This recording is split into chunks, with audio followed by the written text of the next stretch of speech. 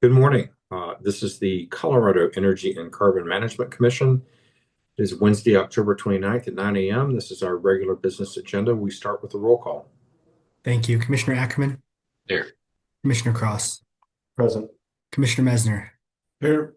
Commissioner Oath, Commissioner Ray, Commissioner Robbins. Here. Mr. Chair, you have five commissioners present. Very good. It's quorum. Good to see everybody. We will roll into our agenda. First, we have commissioner comments. Any comments from commissioners for ourselves, our stakeholders, the world? All right, seeing none, we move to public comment. We had two folks sign up. Hearings Manager Thomas, let's see if we can find Amanda Stevenson and Harmony Cummings. I currently do not see either in the attendee list. I will keep looking and let you know accordingly. Okay. We can move on and come back if they do arrive. Next is consent agenda. Does anyone have questions with regard to the matters that are on consent? A motion to approve consent. So moved. Second. Motion by Commissioner Ackerman, second by Commissioner Cross to approve consent. All those in favor signify by saying aye. Aye. Any opposed? Consent agenda carries.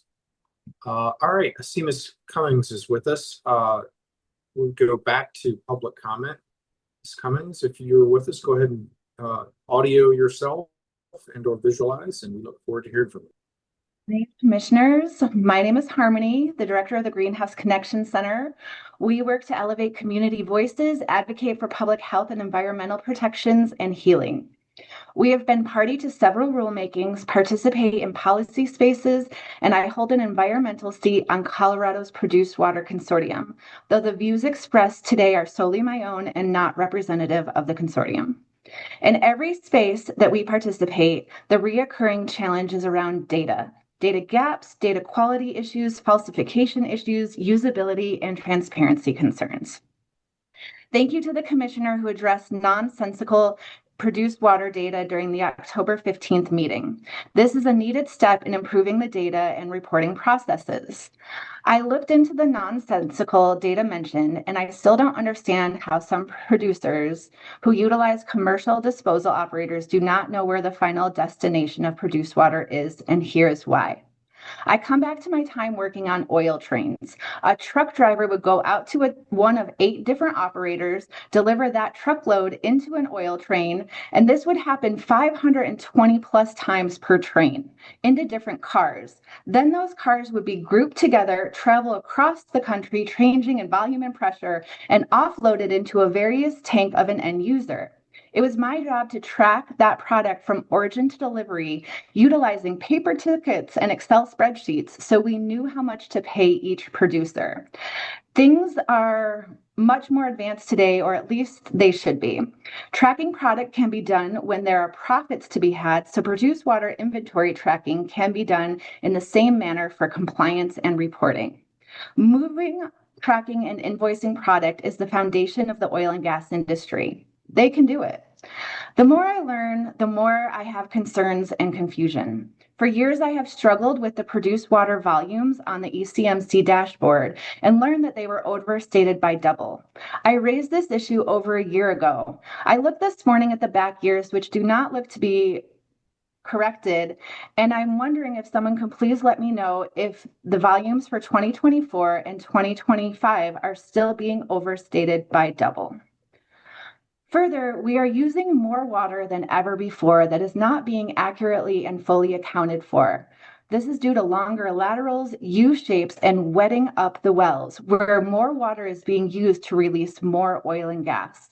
Operators are underreporting in their OJDP estimates, and this rings true each time a small few sample of estimates are compared to actuals in the annual cumulative impacts report. This is alarming in these times of drought and aerification, and we need to really look and be transparent with how much water is truly being used and also what water is being used to the point of extinction forever removed from our hydrological cycles. Many community groups that I sit with share similar concerns. We can see the issues with the reporting that was mentioned about abandoned locations, dates and status fields, and whatnot. And we question, can't things be done easier? You can put safeguards in a Google form. Couldn't the same thing be done for an ECMC form? The operators have an obligation to accurately report information to the ECMC, and the ECMC has a responsibility to accurately provide information to the commissioners, other agencies, and the people to make sure we're truly being protective of public health, the environments, disproportionately impacted communities, and our precious water resources, air pollution, and all. I know that we can do better. All right. Thank you very much for bringing this to our attention. Our staff has been listening in to the public comment, and I believe we'll see if we can hear back from them on the issues here in a to be determined hearing in the future. We'll make sure you're aware of that hearing so you can listen in, Ms. Cummings. Thank you. All right. If we could stop the screen share, I'll be able to see everybody again. Mr. Chair, we did locate the other public commenter, Amanda. She's Oh. ready to speak as well. Go ahead. Then let's raise her up and let her speak. Thank you. So I was born in Colorado. I'm a native. I've lived in the house that's near all these public wells that are being proposed to be fracked, and it's kind of quite disgusting to me. I have kids now. I live near here. I work here now. Whenever my kids have break or they're sick or whatnot, they come to work with me. So I am mostly concerned about one, the water they drink. We're on well water in this house that I work in and the kids play in, and I'm worried about the air that they're going to be breathing now, and I worry about my parents too. They live here. It's a small family business that we own, and everything's affected. So my concern is the health of the community. The people that live here have grown here, and the fact that we're willing to risk something so special as our reservoirs and our air, and things that we share to keep our community health and safe, for something that's not going to last forever. It's the fact that in this day and age that we still need to rely on fracking in order to meet our energy needs is ludicrous. I understand that energy consumption needs need to be met. What is inexcusable and not understandable is risking the health of our community and the ecosystem to do this greedily when there's so many other ways that we could be focusing our attention on for clean energy. I really think that if we were to focus and put our money on clean energy, our community and our health and the bills, I mean, health for the community in general, you have people going to the hospital more and more and more once these things start to happen. That would keep our costs down too, but now they're going to start to skyrocket because people can't afford healthcare in the first place. Also, I have friends who have a lot of wealth and they're looking for now land and spaces to grow and whatnot. And at first they were looking at Weld County, and now they're not because of the fracking and the disgusting things that are happening up there.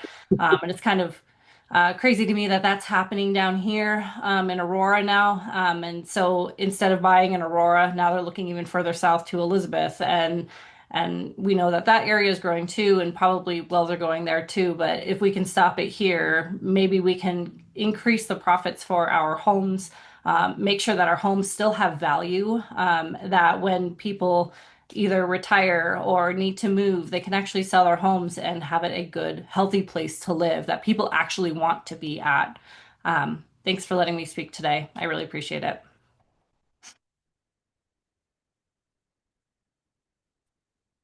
Thank you very much. Thanks for taking time out of your day to be here with us and to provide us those perspectives. We do appreciate it.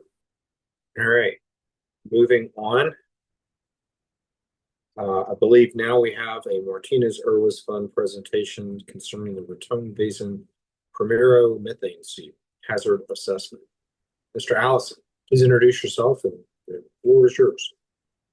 Good morning. I'm Rick Allison. I'm the groundwater investigation lead for the environmental unit here at ECMC.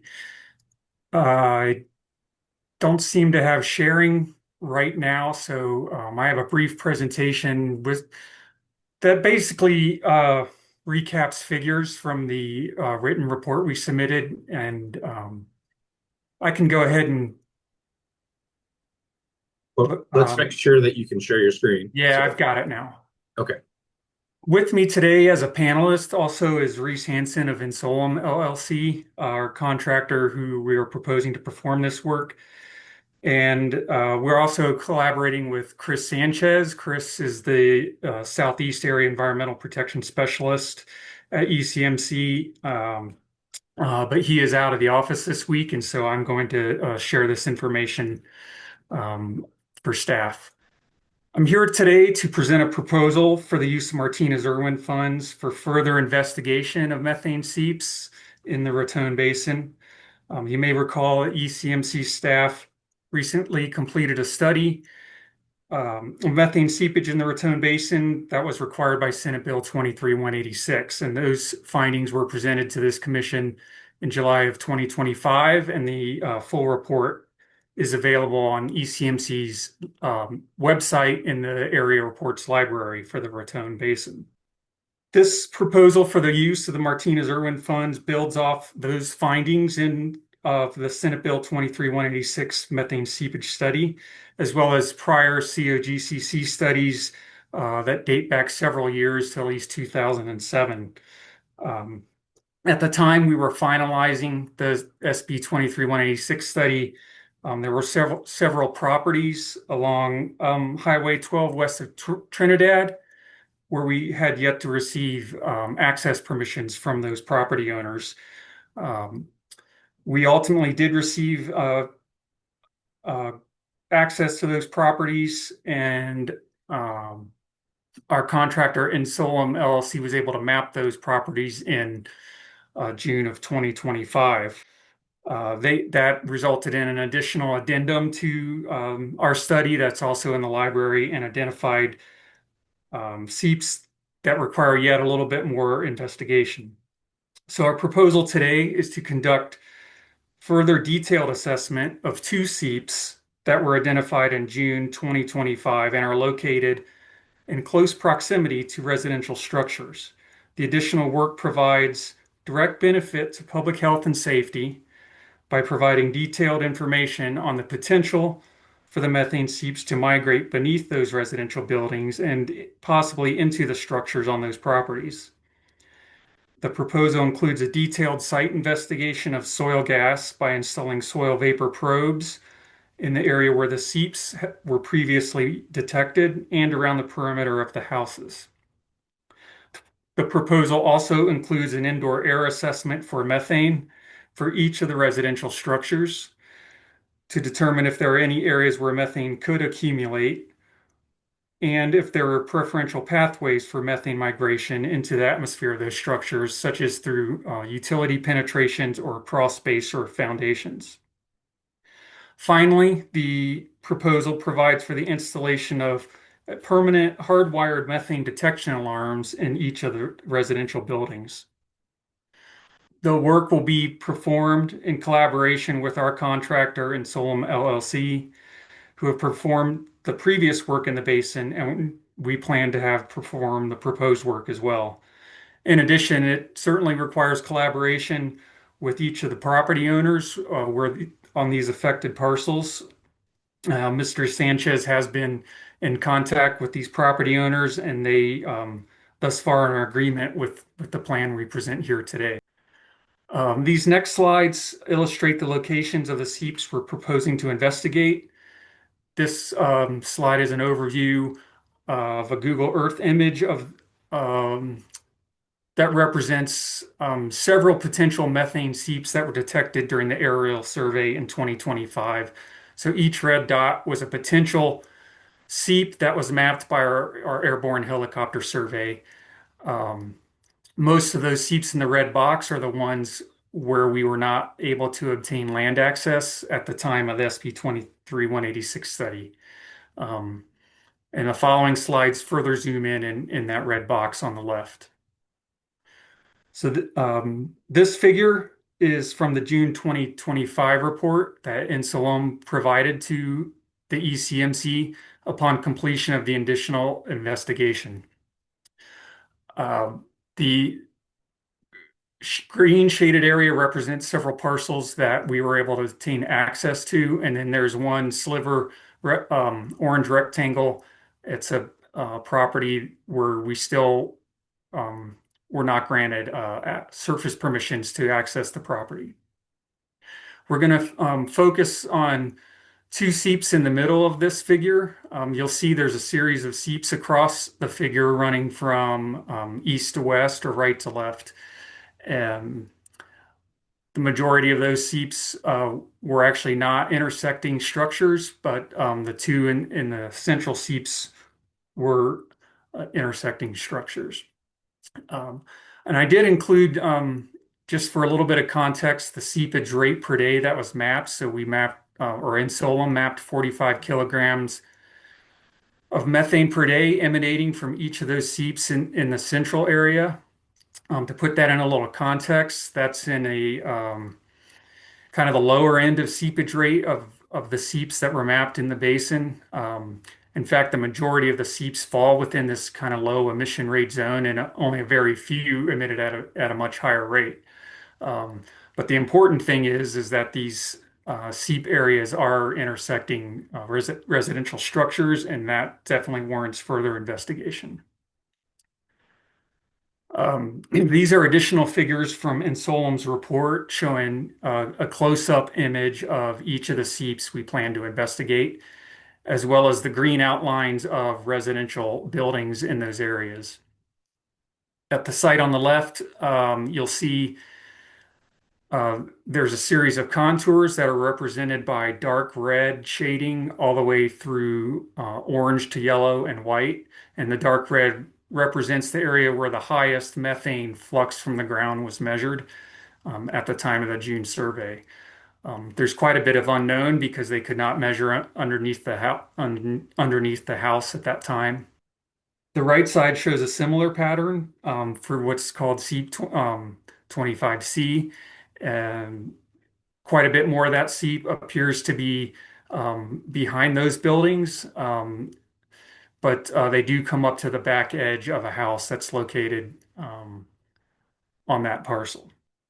And then this slide is one more figure with a photograph that gives you an idea of what this looks like on the ground. So the photograph was taken on the west side of this house, facing north toward the area where the higher seep emissions or methane emissions from the seep were detected.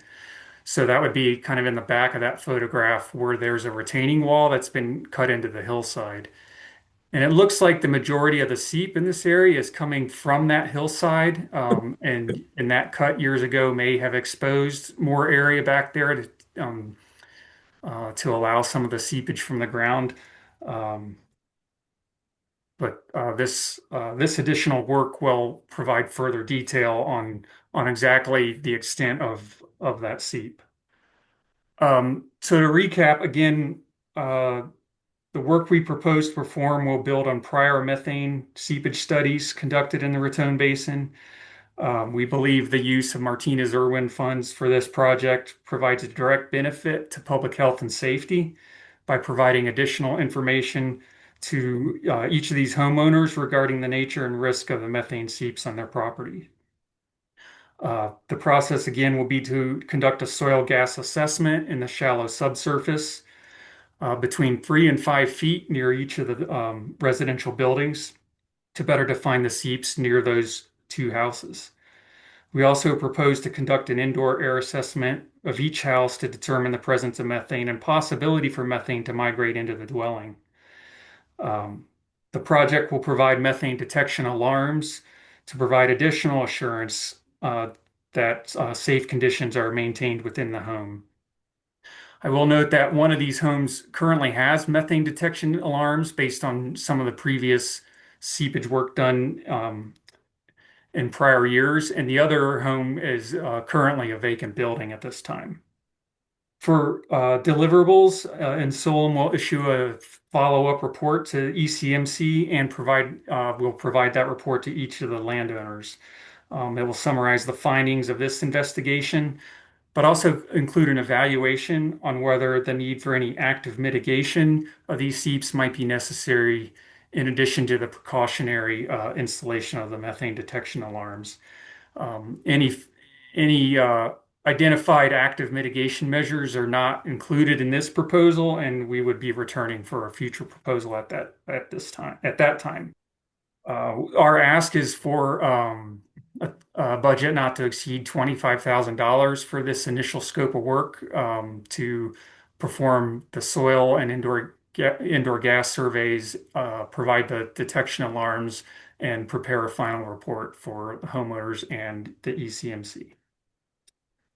Thank you for your time this morning, and I'm available for any questions you may have, and Solom is also online for any questions. Thank you very much for the report and the presentation. Commissioners, questions for Mr. Allison? Commissioner Messner? Thank you, Mr. Chair. No questions, but really appreciate the follow-up report on this, Mr. Allison, and the contemplation of next steps. And I think I fully support the request and certainly meets the intent of the Martinez-Irwin Fund, and I appreciate your diligence in continuing to work on this as the information continued to evolve. So thank you. Thank you. Further questions? Does anyone care to make a motion? I'll move approval of the Martinez-Irwin request as presented. Second. Motion and a second. Further discussion? Seeing none, all those in favor signify by saying aye. Aye. Aye. Any opposed? Motion carries. Go forth, Mr. Allison. Thanks very much for the presentation. We look forward to hearing back. All right, thank you. All right, commissioners, let's take a short break and get the next matter up on the agenda. Let's return at, let's say 9:30. It's about 7-8 minutes. All right, welcome back. Energy and Carbon Management Commission, Wednesday, January 29th, 9:30.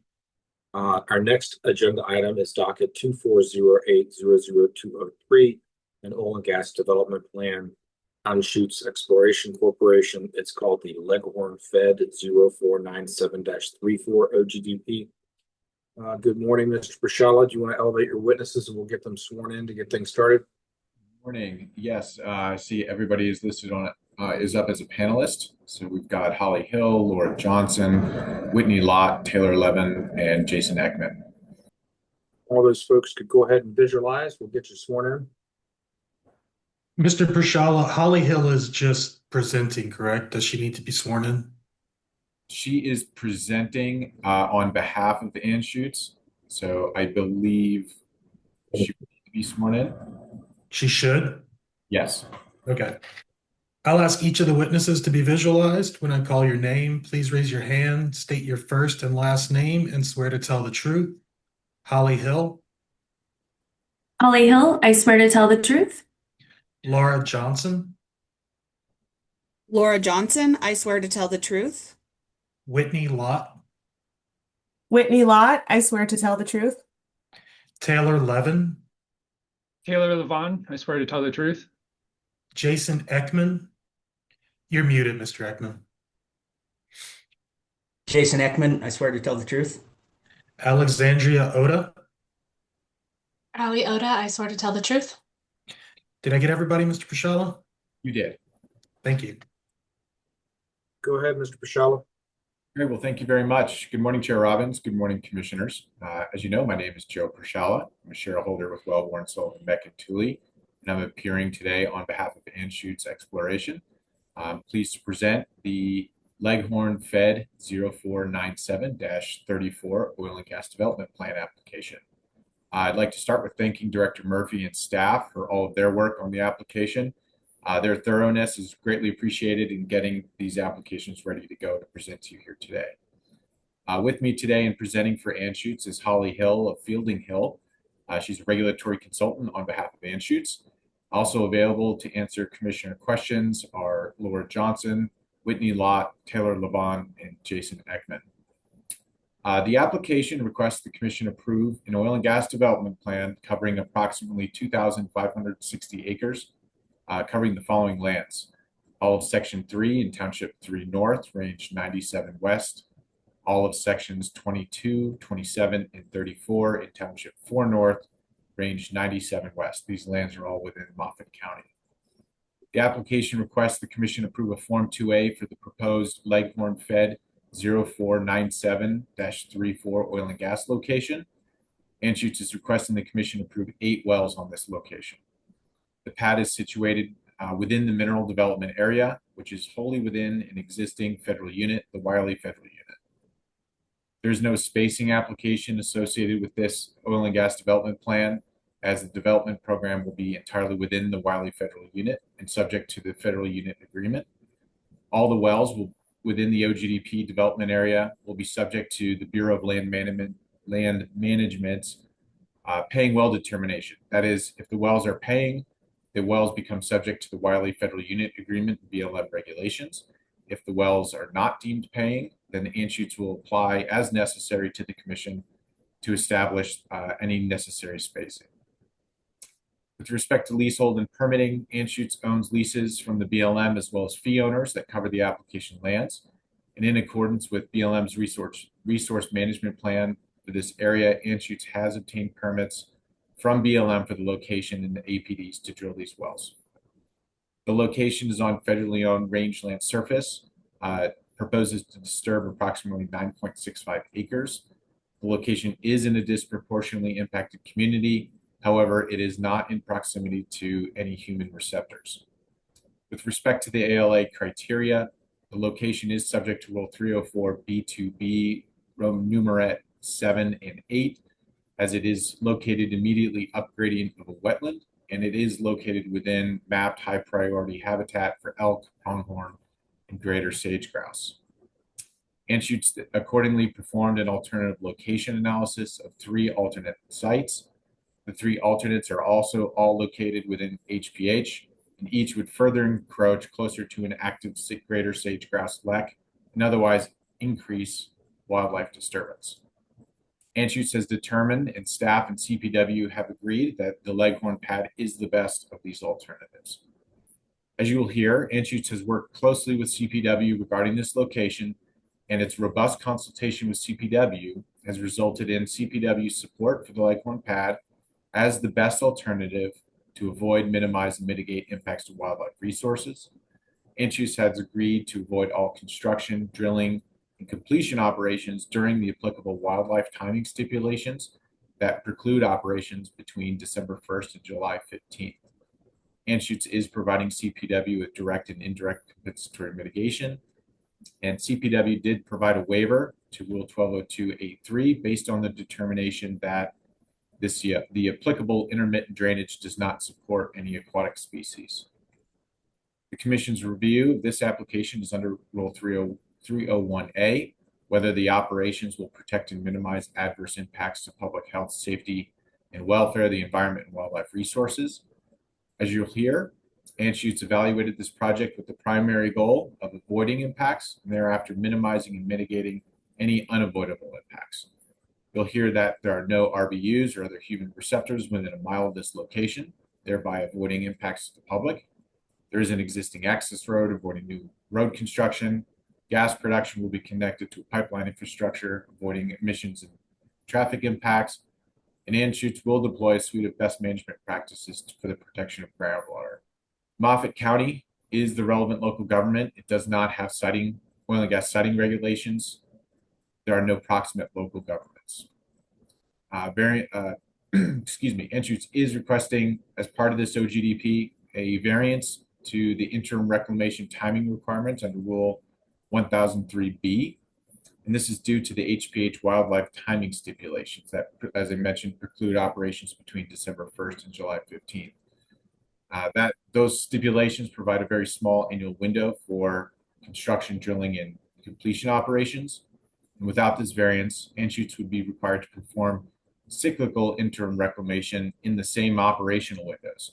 And having to do so would substantially extend the total life cycle of this project, requiring a cycle of redisturbance of the interim reclamation area, such that this variance will actually shorten the overall development timeline and minimize impacts, including the minimization of topsoil loss. ECMC staff and CPW support this variance.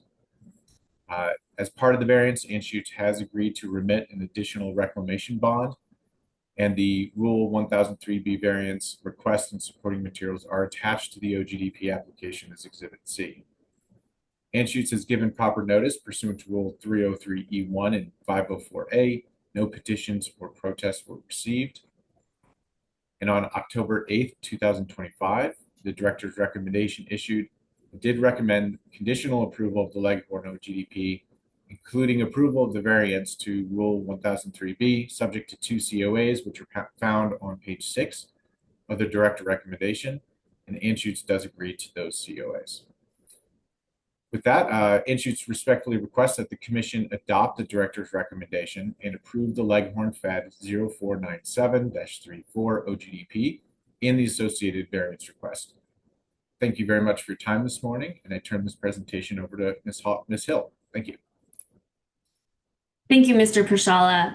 Good morning, commissioners. My name is Holly Hill. I'm with Fielding Hill LLC, and I'm here before you today as the regulatory consultant for Anschutz's Leghorn Fed 0497-34 oil and gas development plan. As Mr. Pershala mentioned, this is located on federal surface, accessing both federal and fee minerals in the Wiley Federal Unit, and is subject to future BLM paying well determinations in that unit agreement. This location proposes to develop 8 new horizontal wells, and all produced gas and all produced water and gas will be piped off location. Next slide, please. Anschutz is in the very beginning phases of discovery of an asset. This Leghorn 0497-34 OGDP location is a location that is going to test a certain area of a separate fault block. So the rock is relatively unknown in this area. There's not a lot of development nearby that provides information on the formation. So Anschutz plans to test this. They are testing this in the Niobrara Formation, and this test and the results of these wells will drive further planning and infrastructure in the area. So this is kind of known as the wildcatter phase, which I think folks are familiar with. Next slide. Again, this location is going to be dedicated to the Wiley Federal Exploratory Unit. The mineral development is entirely within this unit. The 8 proposed wells are going to be subject to future BLM paying well determinations. And wells within this OGDP area will be subject to either the Wiley Federal Exploratory Unit and unit agreement if the BLM determines these wells will be paying well determinations, or a subsequent ECMC spacing order will be entered into if the BLM determines them not to be. Anschutz does not anticipate the option of coming before the commission for a spacing order, as these wells are likely to be BLM paying well determinations. Next slide. Site selection is the primary tool for Anschutz to plan locations that avoid, minimize, and mitigate impacts. This location was selected because it's a relatively flat location, which will allow for the well pad to be developed and to allow for 8 horizontal wells, which will be 2-mile laterals extending both north and south. Again, this will help minimize surface impacts. This location was situated to be further away from an intermittent drainage upon initial review in the field. And Anschutz will be utilizing portions of an existing 2-track access road. The natural vegetation around this location provides a buffer to minimize any interactions with mapped streams. And again, both BLM and CPW agreed the siting of this location was the best suited to avoid, minimize, and mitigate impacts to wildlife. Next slide. The Leghorn Fed 0497-34 triggers the alternative location analysis requirement because the location is within or immediately upgradient of a wetland or riparian corridor, and because the location falls within high priority habitat and CPW did not grant a waiver. This location triggers Rule 1202D for elk migration, winter concentration, and winter range, as well as the greater sage-grouse primary habitat and pronghorn winter concentration. Next slide, please. This provides a snapshot of the alternative location analysis that Anschutz endeavored. All of these locations that we're going to discuss in the moment do fall in high priority habitat. And all of these locations, including the Leghorn, fall within a disproportionately impacted community. However, this location and any of the proposed alternative locations are not situated near RBUs, BUs, school, or childcare facilities. Focusing on the Leghorn location, which is in the light brown on this map, the advantages are that this location is situated on BLM mineral and surface estate, so the lease grants the access rights and development rights to build the location. Again, as mentioned, we'll be utilizing existing portions of a 2-track to build the access road. The disadvantages for this location is that it's 206 feet from an intermittent drainage, requiring a CPW 1202A3 waiver to situate tanks within 500 feet of an ordinary high water mark. And again, this location was pushed further to avoid that intermittent stream. Alternative location number 1 falls into fewer HPH mapping layers. However, it's closer to a greater sage-grouse lek, and it would require the crossing of the intermittent drainage to access that location. And that's the intermittent drainage that Anschutz decided to push the actual Leghorn location further from. Alternative 2 falls into the same category as alternative 1. The advantages are that it falls into fewer high priority habitats. However, it would have required more surface disturbance for a longer access road, and it would require crossing of that intermittent drainage 2 times. Alternative location number 3 was sited near an existing BLM access road. However, it was not viable because that location falls within a greater sage-grouse lek buffer, and it would require, again, intermittent crossing of the intermittent drainage. Next slide, please. Here's a snapshot of the consultation and permitting timeline. As you can see, the pre-application meeting was set up in the fall of 2023 with CPW, and the ECMC pre-application meeting followed in May of 2024. The location and the physical area was assessed in June of 2024 with CPW and BLM. In August of 2024, the OGDP and the BLM APDs were concurrently submitted. In May of this year, the BLM approved those APDs contemplating the elements that we're discussing today, including the interim reclamation delay variance, as well as the interactions with CPW that we'll discuss in a moment. And finally, the completeness determination was issued September of 2025, and the hearing is occurring today in October. Next slide, please. Anschutz is requesting an interim reclamation delay. So we wanted to depict the operational phases for this location. This snapshot here provides you the best depiction of Anschutz's plan at this time for this exploratory phase. So as you can see, Anschutz is going to be prevented from doing any construction, drilling, or completions from December 1 to July 15th. That includes both big game and the greater sage-grouse. The plan will be to construct the access road and well pad in Q4 of 2026.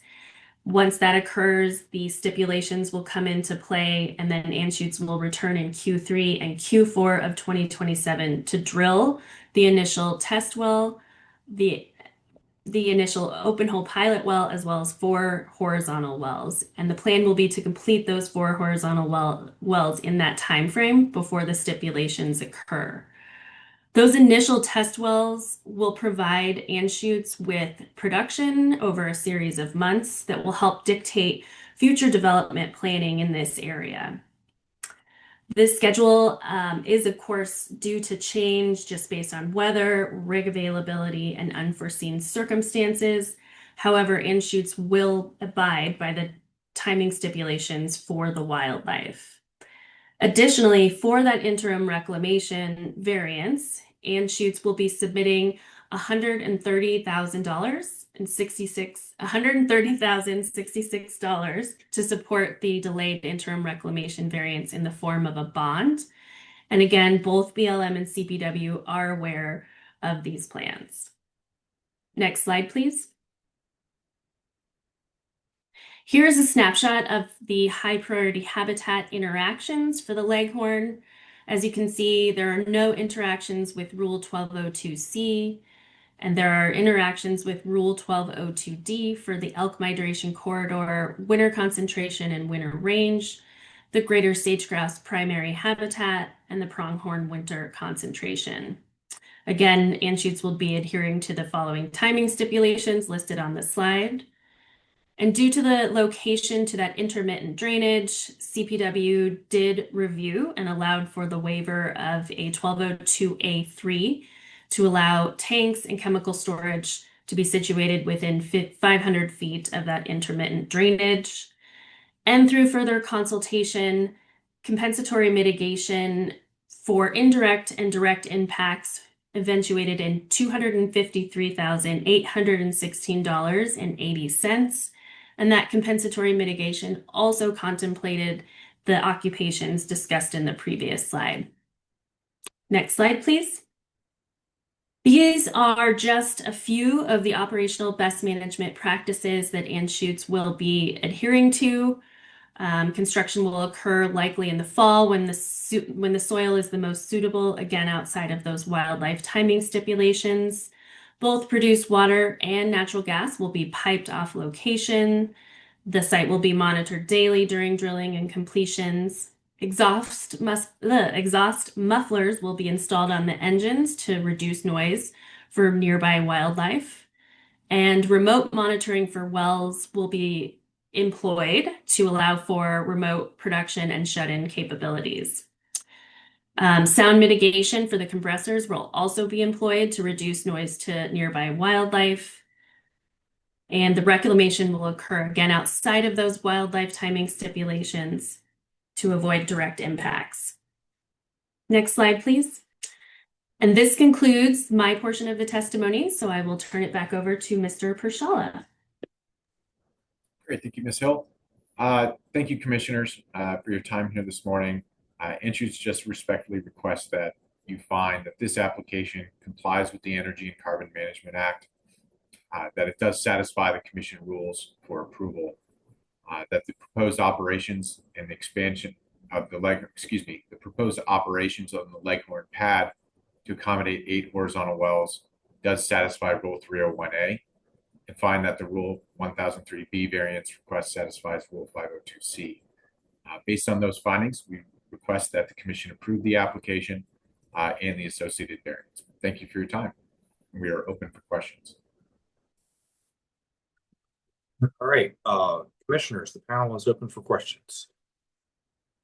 Commissioner Cross.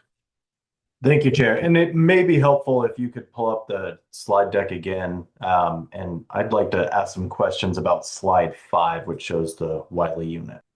So a couple of the questions that I had related to this is you talked about these being a little bit exploratory and trying to understand what future development is going to be like in the area. So I think the first question is, I see where this OGDP is within the unit. Where have you already drilled within the unit? And I'm seeing maybe Laura or Whitney might be able to answer that question. Yes, I can handle that one. We have drilled a few wells in the southern part of the unit, but the northern part of the unit, right about the township line, is where this fault exists, this faulted area that we mentioned as being exploratory. We see both sides of this fault. Even though the wells are relatively close, the structural complications associated with those and variations in the reservoir near those faults is what we're seeing. This is a wildcatter phase for a well going north and south off this pad. So the wells to the south Even those show in extreme variation in the results we've seen in those to date.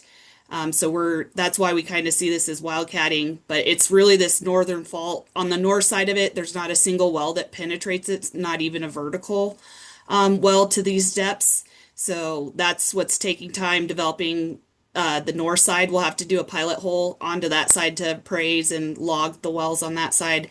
And then on the north side of this fault, near the fault, we'll also be looking at characterizing that reservoir and seeing how it compares to the wells to the south. So while this seems like a small area, due to the structural complications, we have unique situations that make almost each well very exploratory.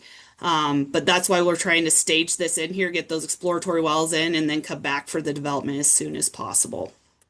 No, and that makes sense. And I just wanted to confirm that it was down in the southern part here, which is still, I know you mentioned it being small, but it's still what, 8-9 miles away from where you're proposing here. So that does make sense. And you talked about some of the unit obligations. With the operational timeline that you propose, that would be within the unit timelines to get the next wells drilled. And I assume that needs to be by 2026, or sorry, 2027, not 2028, and you're just trying to get it in before that. Whitney, do you want to address those? Yeah, we have several pads that we've presented that are options for meeting our unit obligations. And so we're still working through those different options and working with the BLM for the best path forward to meet those. Okay. And as you talk about some of this really dictating what it's going to be like going forward as you drill some of those exploratory wells, given that you've drilled in the south, are some of your next looks further towards the south, or are they again up in this area further to the north, where this is being proposed? As far as the unit obligations, there aren't any limitations on where within the unit the wells need to be drilled. Laura, if you'd like to expand upon our kind of internal planning, but the unit agreement does not require any specific locations. Yeah, correct. I guess in terms of the other OGDPs, it's the BHR that we saw is a possibility. And then we also have the Sylvester, which are options depending on how we come out here and meet those unit obligations. And then the Leghorn's also another option as well.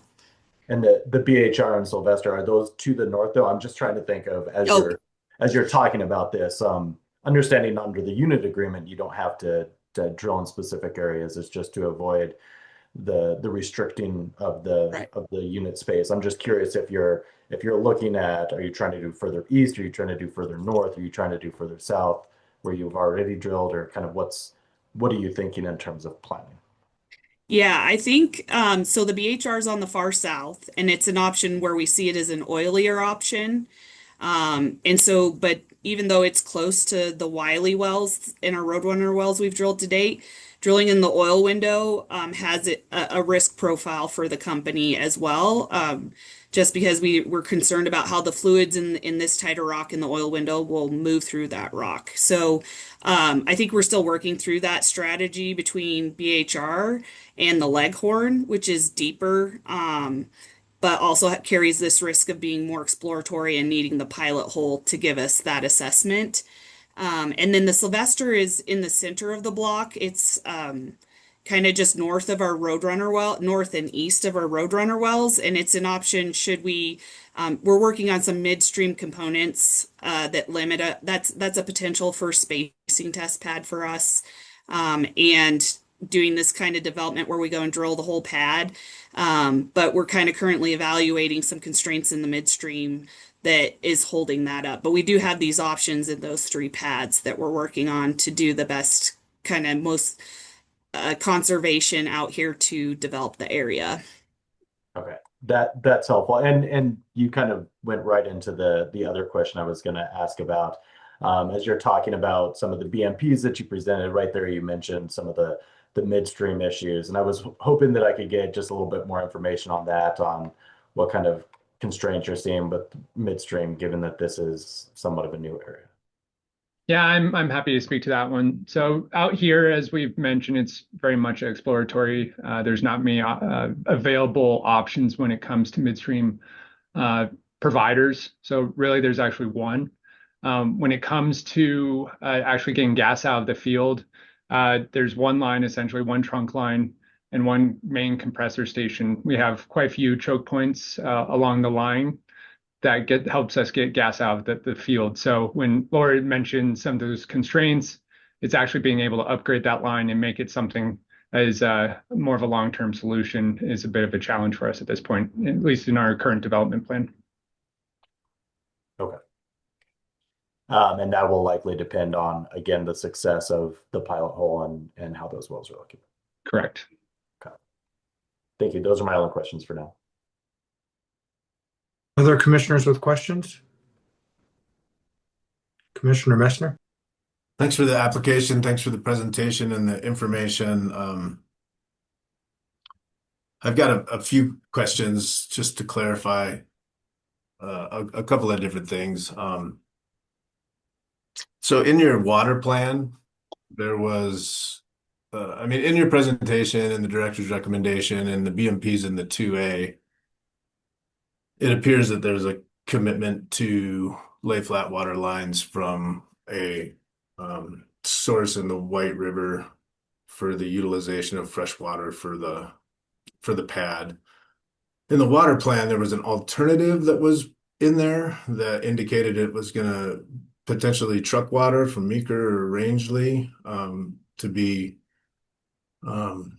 presented as an option or an alternative through a Form 4 sundry. I wonder if you could talk about what you're committing to from a freshwater standpoint for drilling operations. Sure. Yeah, so we have a water right under our name. It's previously Augustus water right.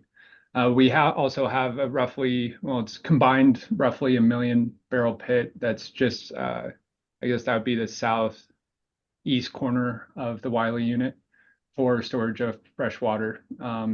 When it comes to trucking water from Meeker, that's purely a backup and morely designed for drilling if they need any specifically clean water. Our main plan is to pull water off of the White River when there's no calls on the river into our pits and distribute from there. Okay. So my only concern with that is having a shift from lay flat lines to trucking. I don't think that can be accomplished with a Form 4. To me, that's a significant change to an application. And it's not being contemplated in the Form 2A or the BMPs that are being proposed right now. At least what's on that is a commitment to the lay flat lines. And so I'll identify that as a potential concern there of mine. Another question that I have is, and I appreciate Commissioner Cross talking a little bit about kind of bigger plans and midstream concerns and things like that. Understanding that there's timing stipulations associated with this, there's multiple high priority habitats overlapping one another, and certainly appreciate the commitment to pipeline takeaway for gas and produced water. The oil is being contemplated to be trucked, and you've provided a lot of information on that, and I appreciate that. But I wonder if you could expand on the availability of oil midstream or takeaway, understanding that, while this is a potential wildcat play, there's another one that's down south that is already drilled, and there's other potential areas that may be contemplated in here. So as a big picture, I wonder if you could talk a little bit more about that oil way. And then, and my concern is ultimately is that, as expressed in the application, there's 13 truck trips a day for 30 years associated with this pad. And then if you start looking at the cumulative impacts of multiple pads at 13 truck trips a day or whatever that may be, in layers of multiple high priority habitats. And so obviously the truck traffic is not going to abide by the timing stipulations. And so like, what are we looking at for future opportunities for oil takeaway for this area? Sure. This area is very remote. The closest oil pipeline is roughly 30 miles away. So, in terms of our development strategy, we need to make sure that we actually have a play here before we actually commit to building that line. And also the associated disturbances with that line are to be at least understood as well. So, once we are able to prove that there is a development opportunity here, we'll definitely consider looking at running that 30-mile line to pump out, or at least transfer oil through pipelines instead of truck. And Commissioner Messner, if I may, we did put together those projections for how many truck traffics would be happening, again, based on what we think the highest case scenario would be. Again, as Anschutz develops this area, I think we're going to learn from that, and we'll be incorporating those likely deductions into the future applications. Sure. I wonder if you could talk a little bit about what that trigger is. Like, what does it mean that, what is enough in order to be able to develop the infrastructure? What is that certainty? I wonder if you could talk a little bit about that. Understanding that as I look at the exploratory unit, and if this one was approved, there's two big chunks of this area that are already going to be in development, which would leave, I don't know, I'm just looking at maps, right? But maybe 2/3 of it left to be developed after that. So what is that tipping point? Sure. Laura, please jump in if you have some additional commentary here, but I can at least share mine. As we've been talking about through the course of this OGDP and others, we're really looking at different blocks here. So once we feel more comfortable in the various production profiles of each block and understanding the economic impacts to our company, and I think we'll be starting to consider what that additional capital expense and expanding our infrastructure looks like at that point. Does that help answer that question? Kind of. I guess one other question that I have, and I don't know if it was contemplated or not, because I'm trying to look at how to best avoid impacts, right? And I do think that you've done a lot of steps to avoid impacts. But was there any contemplation for doing kind of an interim or mid-stage takeaway to a point that may be outside of more high priority habitats or closer to the county road, where the trucks then could pick up the product and move it from there versus having them travel through these multiple layers of high priority habitats directly to the pad? That is something that we have not contemplated up to this point. Okay. And pointing out, Commissioner Messner, too, there's a lot of sage-grouse leks here that we were really trying to be protective of. Sure. Yeah. And I guess I could offer, it's more high level because we're so exploratory. But this is a smaller development area. We have drilled, let's see, there's 5 wells. Testing, and they're very different in terms of their profiles, even in a small area. So that's the complexity of the geology. We still don't understand spacing. We need to do our next phase as we get these different blocks appraised would be to pick a spot to do the spacing and understand. Now, what spacing gets me is understanding how many wells. So to your point of like, hey, how does the company assess building out to the oil infrastructure and everything? And I think, we're the type of company who very much cares about the environment, wants to do the right best practices. We're just in an area where, right now I need to do a spacing test. I don't fully know if it's 2 or 3 wells. We're not in a DJ scenario with multiple wells. So, but and I feel like I'm stepping out here a little bit, but say this whole development takes 200 wells. And in that scenario where we have that success, we see that 200 at 5 wells, I'm not even 10% of the development. Now, we're very driven. I think we'll figure it out by 20 wells for sure, 10% of the wells of development. So these truck traffic, and I definitely hear you on your concerns. We want to reduce that and figure that out. But I still need these initial pads we're bringing through to lay out, understand the exploration, and then figure out my well spacing, and then we'll have what we need to model the impact and the volume of oil that we're going to be putting in a pipeline to right size it for the disturbance we're doing. So I'm just even, and the structural complexity comes in the type of fluids we get to. So I mentioned we have a portion of our play that's oil in the oil window, and there's a portion that's in the dry gas window. So I'm also trying to right size those midstreams because I only want to build these lines, and we'll do what we need to as we go through the exploratory phases, working with our partners out there, as Taylor mentioned. But I only really want to do it once, and disturb once to reduce the impact. Thanks for that. That was actually a really good explanation, and I appreciate you stepping out there a little bit and providing a little more perspective. I'll note that one of the reasons that I bring this up around truck traffic and the concern around truck traffic is certainly from a wildlife standpoint, but I've heard two presentations, one from Rio Blanco County and one from Garfield County, in this area. There's Moffett County, right? But Rio Blanco is adjacent, and the county roads that are associated with this are Rio Blanco County. And the biggest concerns that the county commissioners there have, and the residents, are associated with truck traffic and oil and gas activities. And so this is why I bring it up and why it's an important point for me. So thanks for that explanation. My last question, and this is probably for you, Mr. Prashala.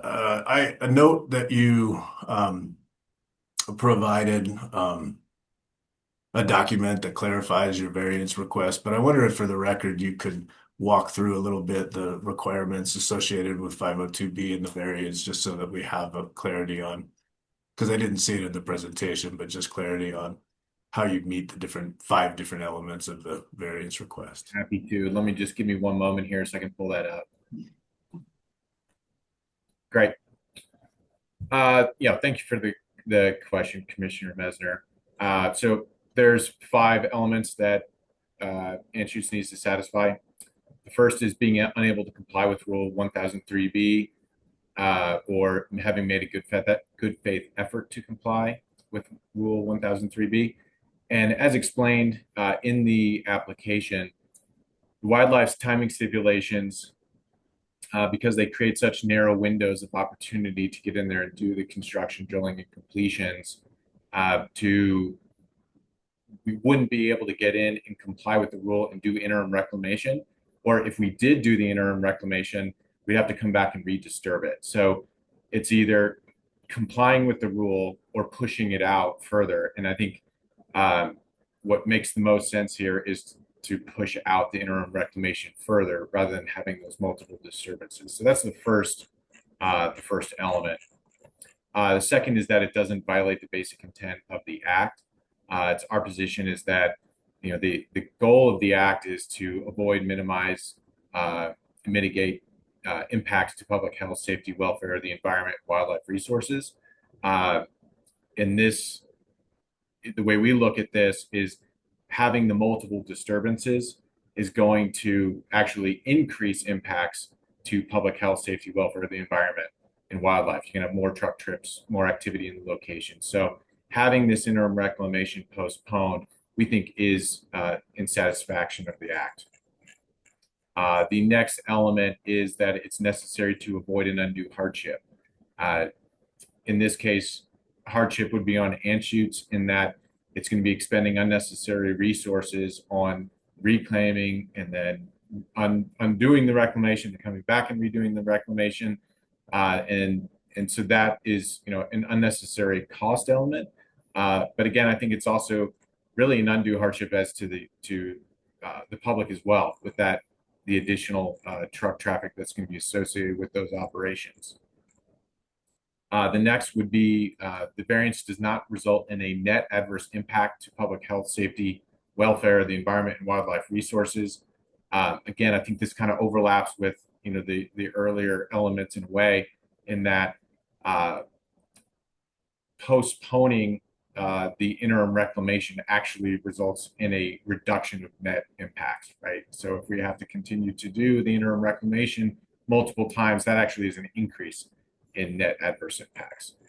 And the last criteria is whether or not you need additional conditions of approval or best management practices to protect, to avoid, minimize, and mitigate adverse impacts to public health, safety, and welfare. We don't think there's anything else that needs to be added here. The Rule 1002 site preparation rules require stabilization, making sure everything is in place, that we don't have runoff, we don't have topsoil loss. So all those things are already in place for the protection of the environment. Mainly here, I think it's an environmental and wildlife consideration with respect to the location itself. So I think the regulatory scheme that's already in place is adequate, that you don't need to add any additional conditions of approval or best management practices associated with this variance. So I think we, as set forth in the application, we'd satisfy those elements. Happy to talk more on it if you have specific questions about kind of the development phases. I think either Ms. Hill or Taylor, Mr. Levon, can answer those questions better than I can. But I do think we satisfied in the materials, and happy to take any other questions. Thanks for that, Mr. Priscilla. I didn't have any questions. I do think it's important to get those 5 elements on the record for folks that are listening that may not know that that was part of the application. So thanks. And thank you, Commissioner Mesner. Your point is well taken. We'll make sure that we include those more specifically on a go-forward basis. Thank you. No further questions. Others with questions? Seeing none, we move to deliberations. Does anyone desire to initiate deliberations? Commissioner Messmer? I'm happy to. I think the applicant did a good job of explaining the situation. I appreciate that they have worked closely with CPW to develop BMPs associated with the application that avoid, minimize, and mitigate impacts to wildlife and the multiple high priority habitat areas that are here. I think in the area that they're in, there is certainly some challenges associated with high priority habitats and kind of more rudimentary infrastructure that may be associated with it. I think that I appreciate the explanation that was given associated with the oil infrastructure. I'll always be concerned associated with truck traffic. I think I shared that concern is based on the concerns that I hear from constituents and local governments and areas, particularly on the western slope, that indicate that truck traffic is the #1 concern that they have associated with oil and gas activities. And so appreciate the consideration of looking at that infrastructure as it moves forward in development of this area and future OGDP applications. To me, that'll be really important. I do think it's also important to note that the applicant, at least on the Form 2A as presented, has committed to the utilization of lay flat lines for the delivery of fresh water for drilling operations or completion operations. In the application, and so at least from my perspective, any alternative to that may be considered to be utilized may constitute a significant change that would require a commission review of the application for that versus a Form 4 sundry to be able to determine that could be a viable alternative. But as that alternative is not considered in the BMPs associated with the application on the Form 2A, I take that as the applicant committing to the utilization of lay flat lines to deliver that fresh water to site. I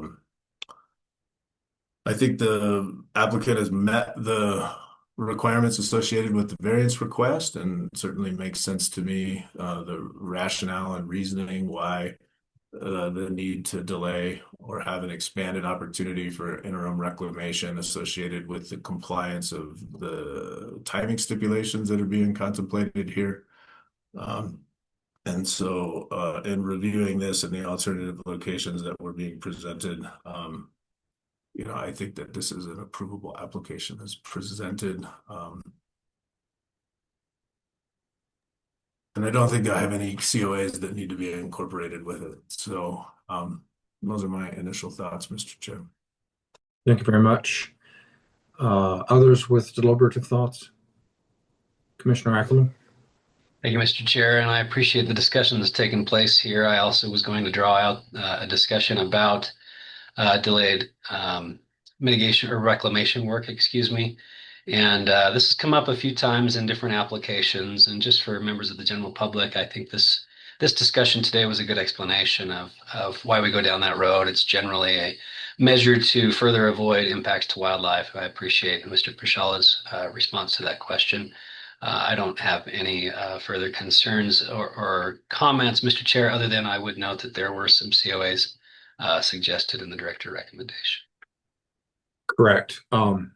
And with that, why don't we bring up AAG Pedro? I believe he's ready to help us out with the COAs, given that it appears the majority of us are in favor of the application. I'm not speaking for you, Mr. Cross. I haven't heard from you yet.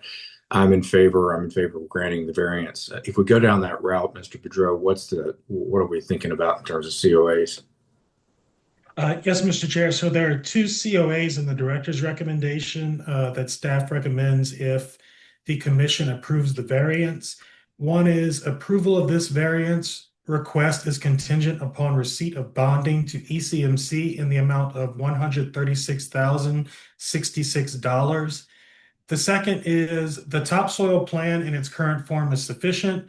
However, upon the time of topsoil removal and segregation, operators shall remove and segregate all topsoil exactly per the topsoil isopac figure per the most recent application amendment, May of 2025. However, if during the salvage activity more topsoil is identified than what has been delineated in the topsoil protection plan, then all additional topsoil depths must be salvaged during construction. Per the rules, a Form 42 must be submitted timely to allow for ECMC to schedule observing the topsoil salvage activities. So those are the two COAs that staff recommends if the 1003B variance is granted. I would note that typically in the past, when the commission has granted variances to Rule 1003 that have involved bonding, interim reclamation bonding, the commission has also included another COA regarding how the bond is released. For example, the commission did this in the Petroleum Resource Management Welba Peak 2 OGDP. So the language I'd recommend on releasing of the interim reclamation bond is a third COA that reads, release of the interim reclamation bond will be contingent upon upon passing an interim reclamation inspection per the 1000 series rules. So those are the three COAs I'd recommend if the commission approves the 1003B variance. Thank you very much. Really appreciate your being on top of that. It helps us out. We'd look to Mr. Commissioner Cross. Do you have any thoughts on deliberations? Sure, and thank you for leading us off, Commissioner Messner. I am in agreement with respect to the variance. I think that the COAs, as mentioned by AAG Boudreau, are helpful as well and appropriate. I think overall, with respect to the application, I do appreciate the detail provided on some of the alternative location analysis as well. Obviously, a lot of difficulties with this location, but I think as you look at specifically some of the other options of where drilling could happen, the fact that you're having to cross drainages, the fact that you're closer to sage-grouse selects, the fact that you're within a sage-grouse select buffer, I think a lot of those are more impactful than what we'd be seeing anyway, and the ability to use an existing access road, two-track access road is helpful as well. So overall, I do appreciate the hard work done by this, and I do recognize the difficulty and I don't want to go so far as to call it wildcatting because there is at least some stuff in the area, but I do understand the difficulties in trying to figure out the drilling when you have some different geological situations going on there in a new area. And so I do appreciate that. Overall, I do think this is an approvable application. And so I'd be in support of approval of the application with the approval of the variance as well and the conditions of approval as mentioned by AAG Boudreau. Thank you, Commissioner Cross. Does anyone care to make a motion? I'd move for approval of the variance and contingent upon the 3 COAs mentioned by AAG Patrol. Second. And that's approval of the application, including the variance. Correct. All right, motion and a second. Is there further discussion? Seeing none, all those in favor signify by saying aye. Aye. Any opposed? The motion with the variance approval and the OGDP approval carries. Thank you very much, Mr. Pashala, for you and your team's work here today. Thanks to our staff for the behind the scenes work. We will let you go at this point in time. Thank you very much, Commission. All right, that concludes the business on the agenda for today. With that, I would move adjournment. Do we have a second? Second. Motion and a second. All those in favor signify by saying aye. Aye. Any opposed? That motion carries. We'll see you guys next time.